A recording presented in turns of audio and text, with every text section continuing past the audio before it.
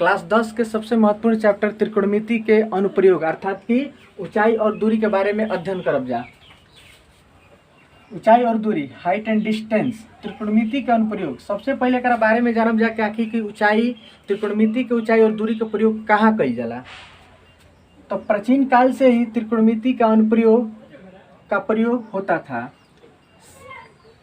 अभी से ना, प्राचीन समय से त्रिकोणमिति के जो अनुप्रयोग बा अर्थात ऊंचाई और दूरी का प्रयोग वो प्राचीन समय से ही हमनी के देश में हो रहा बा, पूरा विश्व में हो रहा बा। सेकंड नंबर, ऊंचाई और दूरी का प्रयोग। ऊंचाई और दूरी का प्रयोग नदी के चौड़ाई ज्ञात करे में, नदी के लंबाई ज्ञात करे में, मीनार की ऊंचाई ज्ञात करे में आदि सब में कई जात रहला।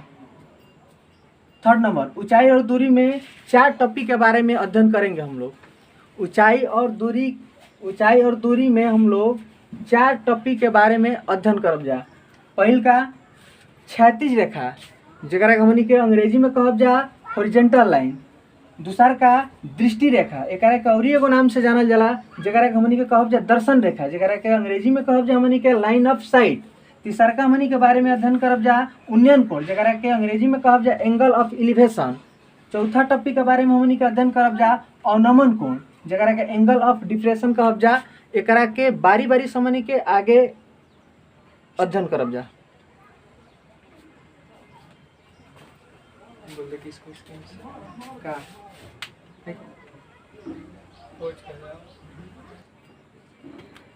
चारों के बारे में अब बारी बारी से हम लोग अध्ययन करेंगे।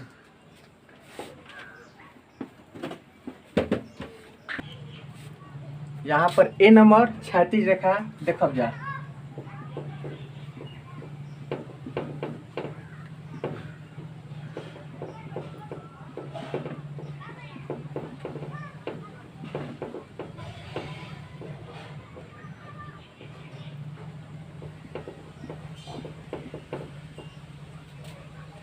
जैसे एकर एग्जाम्पल देखब जा। सबसे पहले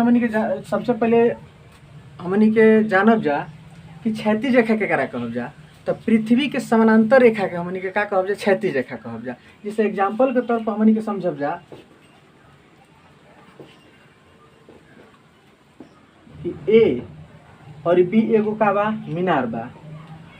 ए और बी जोन का बा एगो मीनार बा। जोन की मीनार जोन होई तो कुछ ना कुछ आधार पर तो टिकल होई। तो मान लिहनी कि बी और सी ई भइल का भइल तो ई आधार भइल। तो यही हमनी के आधार अर्थात कि बी सी के हमनी के का कहब जा, एकरे के हमनी के कहब जा क्षैतिज रेखा कहब जा।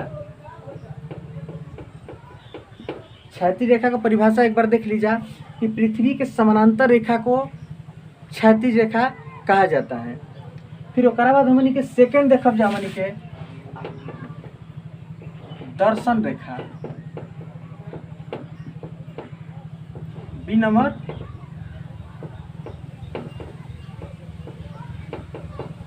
दर्शन रेखा। जैसे मान लिया जाए कि चूंकि ए बी मीनार हो गई तो मीनार के शीर्ष पर कोनो व्यक्ति खड़ा बा और कोनो हेजा मान चलो कोनो वस्तु बा।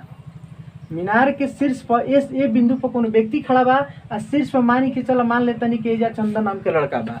यदि चंदन नाम के लड़का हेजा से अगर देखता तो जौन एक प्रकार के रेखा के निर्माण हुई, एकरे के हमनी के कहब जा दृष्टि रेखा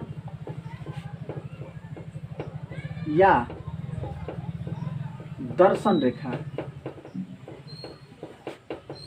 एक बार और जिस एग्जाम्पल के तौर पर हमनी के मान लीजिए कि ए बी मीनार हो गई और ए बी के शीर्ष पर एगो ए नाम के लड़का खड़ा बा और सी नाम के लड़का के देखता। तो ए नाम के जो लड़का बा उस सी नाम के लड़का के यदि देखता तो एकरा से एक प्रकार के रेखा के निर्माण हुई। यही रेखा हमनी के कहब जा दृष्टि रेखा कहब जा या दर्शन रेखा कहब जा।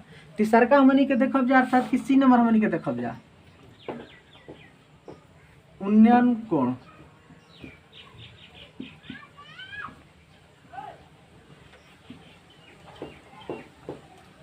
Angle of elevation.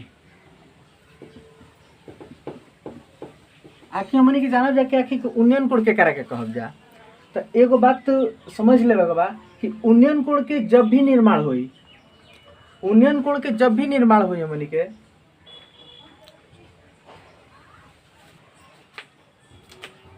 अब देखा जो उन्नयन कोण, जब नीचे से ऊपर की ओर, मान चलो अमन नाम के लड़का बा, या चंदा नाम के लड़का बा, तो नीचे से जब ऊपर की ओर देखा था कोनो लड़का के, जब नीचे से ऊपर की ओर कोनो लड़का के देखा था, तो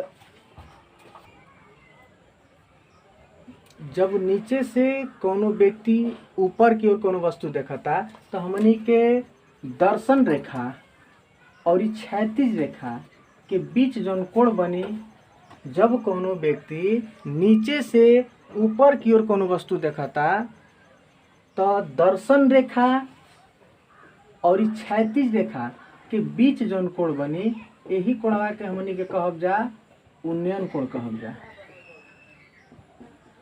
एक बार और, जब कोनो व्यक्ति नीचे से ऊपर की ओर वस्तु देखा था, तो दर्शन रेखा अर्थात कि दृष्टि रेखा और क्षैतिज रेखा के बीच जौन कोण बनी, ओकरे हमनी के कहब जा उन्नयन कोण। और एगो बात कि जब भी उन्नयन कोण के निर्माण होई, तो सर हमनी के उठावे के पड़ी।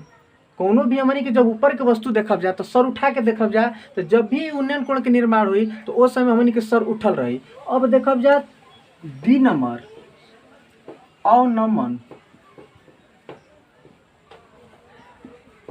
अवनमन कोण अर्थात एंगल ऑफ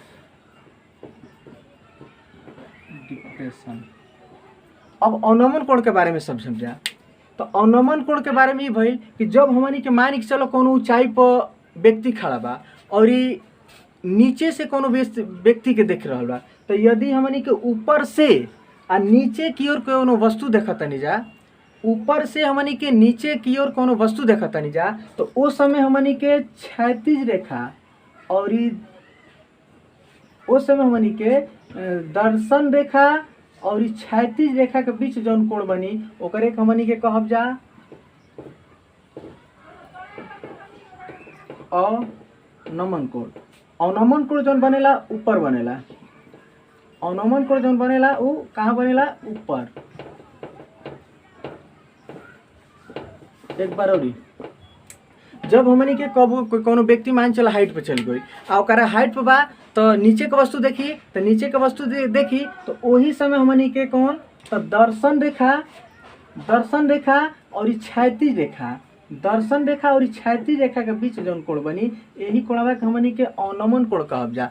हमेशा अवनमन कोण में व्यक्ति के जौन सर होला उ झुकल होला नीचे, और उन्नयन कोण में सर उठल रहेला।